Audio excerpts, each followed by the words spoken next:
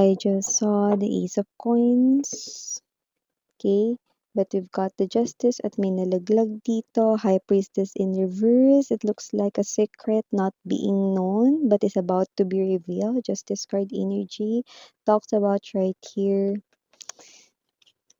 Alam mo yung energy ng pagiging fair and balanced, but I do pick up right in here that it's on your side.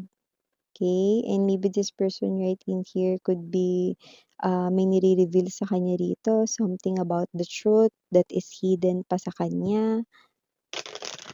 But with the Ace of Coins na binanggit ko kanina, kasi parang may energy nag-start rito ng something new, something fresh. At akala niya magiging stable na ito, no? But definitely, parang hindi ganun yung nangyari. There's a hidden truth about this, but soon will be revealed. Let us see what type of revelations. Yes, with S, no? Parang nakuha ko kasi madami. Ano kaya yun? Chismosa yung read. Siyempre, sabay-sabay nating alamin kung ano yun. Pick up only the messages na mag-resonate for you guys. And leave the rest behind kasi baka yung ibang messages ay para naman sa other viewers. Okay, let's go.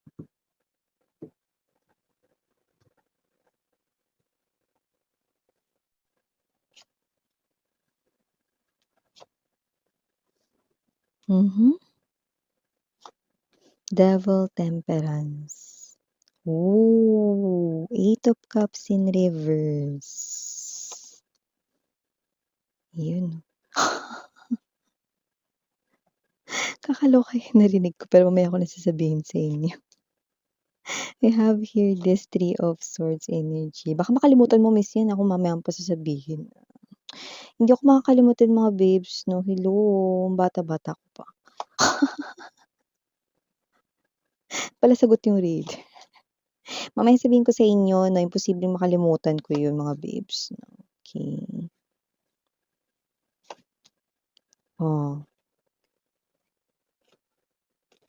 Ay. Hala.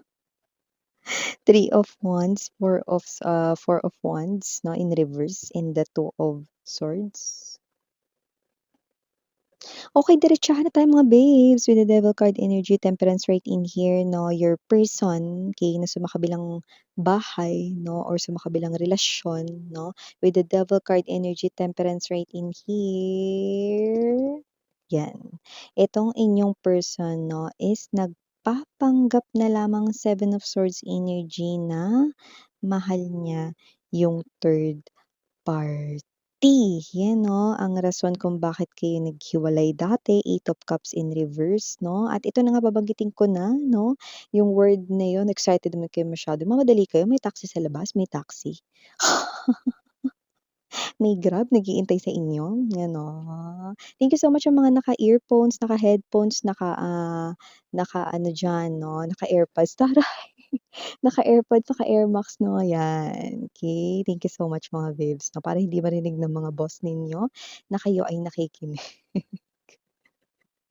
Ingat-ingat, baka mapagalitan kayo. So yun nga. The word that we've heard, no, ay sinisikmura. Yan, no? Parang mga babes, no, sinisikmura na lang nitong person ninyo, no? Tinitiis niya na lang with the temperance kind of energy right in here, no? Sinisikmura niya na lang dito, mga babes, no? Ang third party, yan, no? Kasi habang nakikilala niya yung third party, mga babes, no, meron ditong mabaho. Yung iba like literal na mabaho yun na, yan 'no. Alam mo yung 'pag nakasama mo na yung person dun mo talaga mare-realize 'no. Siguro na-realize niya bad breath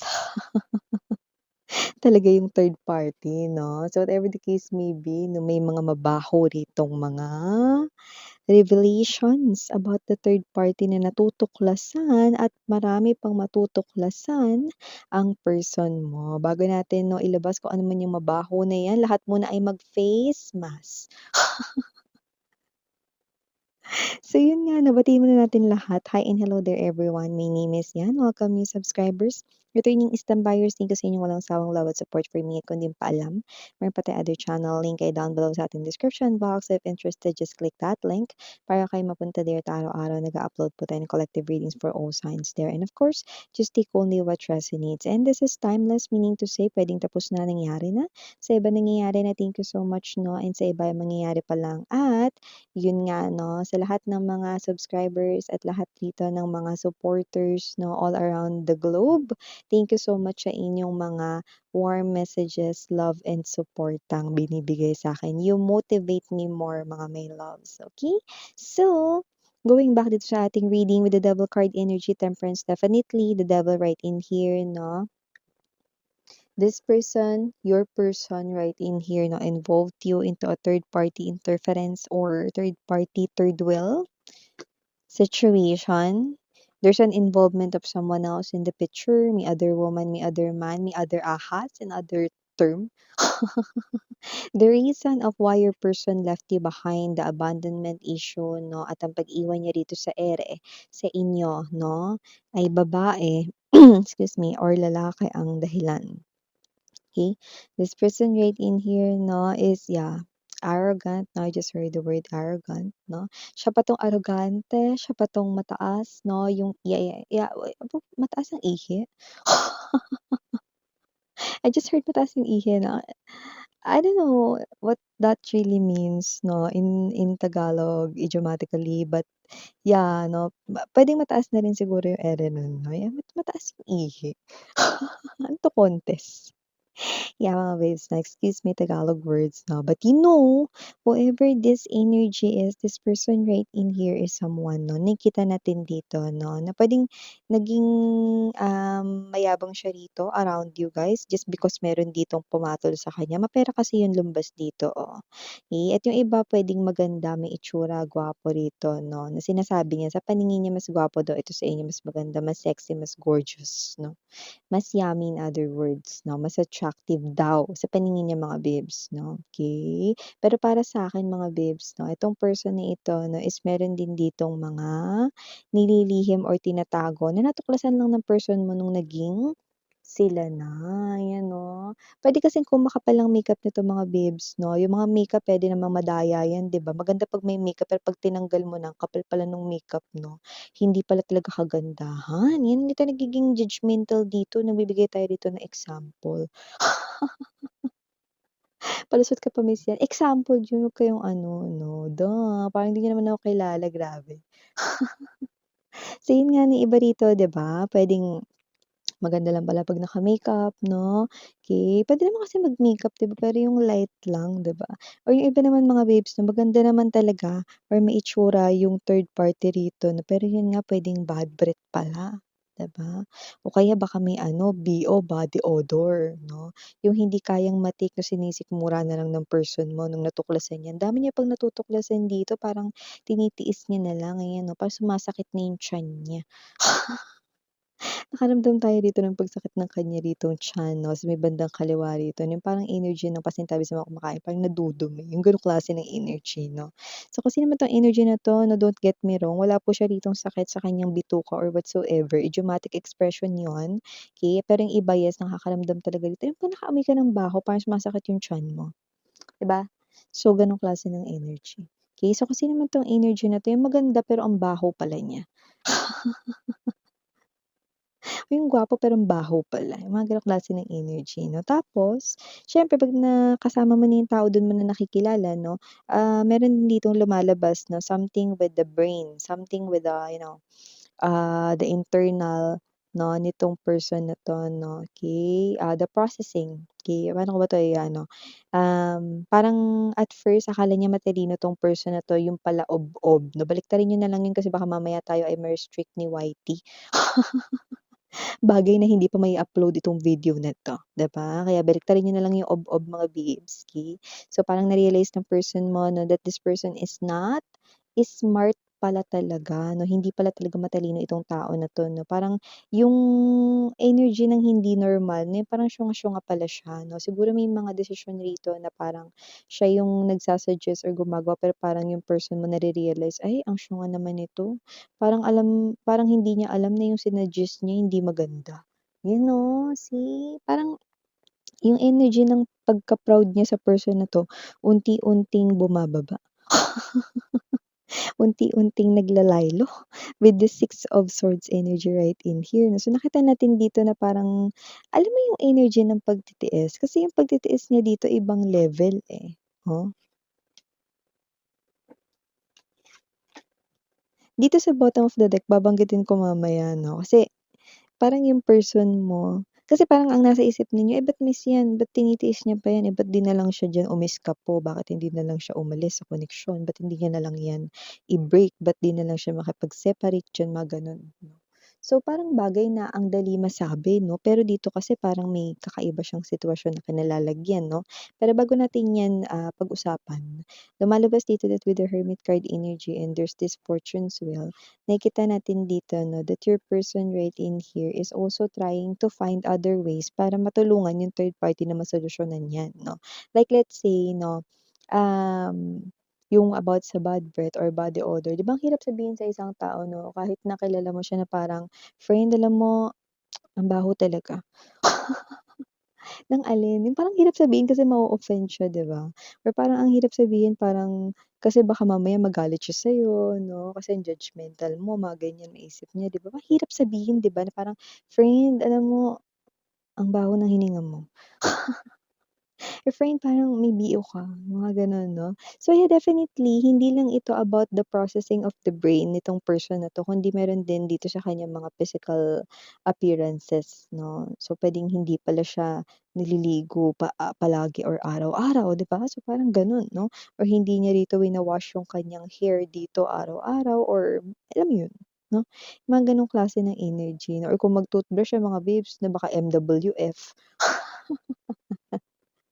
Mga gano'n, 'di ba ang hirap. So, parang ginagawa niya pa rin ng paraan pero in a nice words, okey? Kasi para hindi ma-offend ito, pero parang hindi na ata kaya ng person mo kasi parang kahit nagsa-suggest siya ng mga tips, okey, parang hindi ito ginagawa nung third party 'no, kasi yung third party parang may pagkatamad. 75% sa nahagip na third party ng reading na ito, tamad sila rito 'no. Maganda, gwapo, pero tamad, eh, or maganda, gwapo, pero ob-ob. Uy, hindi ako yun, defensive. Ito yun yung mga nakikita natin dito. No, minsan tatawa na lang ako dito sa mga reading niyo, eh. A fortune's wheel right in here is an indication 'no, na ang layo ng kanila ritong energy nung time na, bago-bago pa ang kanilang koneksyon, 'di ba? Siguro dun sa ligawan stage, flirting stage, landian stage 'no, hindi pa kasi halata, hindi obvious 'no, kasi hindi naman sila 24 hours magkasama 'no. So, parang dito tumatagal na mga 8 hours or more na sila magkasama 'no. So, nafi-figure out na ng person mo na whether yan ay bago niyang boyfriend, girlfriend 'no, or baka yan ay kinasama niya live-in sila 'no, or whatever. Yung iba with the Three of Wands energy, Four of Wands in reverse na Two of Swords. Kaya natatawa ako dito kasi itong bottom of the deck mga babes 'no, parang ang gagawin na lang ng person mo 'no, kasi parang may situation dito na parang hindi niya agad maalisan itong third party kaya ang ginagawa niya, eh, para hindi rito magmukhang masama siya or hindi rito maging, mabaho ang kanya ritong name. Parang ilang beses na natin binanggit yung salitang mabaho. Parang ginagalit niya yung third party para yung third party yung kumalas sa kanya at iwanan siya. Yan 'no, aawayin niya yung third party sa mga walang kuwentang bagay para yung third party yung umalis, magdesisyon 'no, na i-break siya or iwanan siya, yan 'no. So may gano'ng klase ng energy 'no, ito yung klase niya or way niya rito 'no, para makaalis siya sa koneksyon na ito. I don't know, maybe they're married. Or maybe this person right in here, considering yung mga tao sa paligid ng third party baka may family involved yung third party or whatever. Kasi parang ginagawa ng person mong strategy is that, binubwisit niya yung third party ngayon para or bubwisitin niya pa more yung third party hanggang sa makipag-break na sa kanya yung third party. I don't know 'no, kung ano talaga yung kanila ritong parang baka may usapan sila or agreement 'no, na hindi agad-agad mababale 'no. So, parang ang ginagawa na lang niya dito 'no, is yung third party yung gusto niya rito magdesisyon, hiwalayan siya, pero siya yung gagawa ng paraan para hiwalayan siya ng third party. 'Yan, nakuha niyo ba? Strategy lang talaga 'no, ito yung tinatawag #para-paraan, eh. Kakaloka. So yun nga 'no, for the initials right here, unang-una na diyan letter E, nandito rin ang letter B as in boy. We also have here the letter R, mawawala ba letter O, nandito rin letter C, ano, tignan mo nasagi pa natin yung mesa. Andito rin ang letter S, and last but not the least, the letter H. So yeah, these are all the messages. Thank you again, Miriana, on me. Sana ngayong love and light. Annyeong.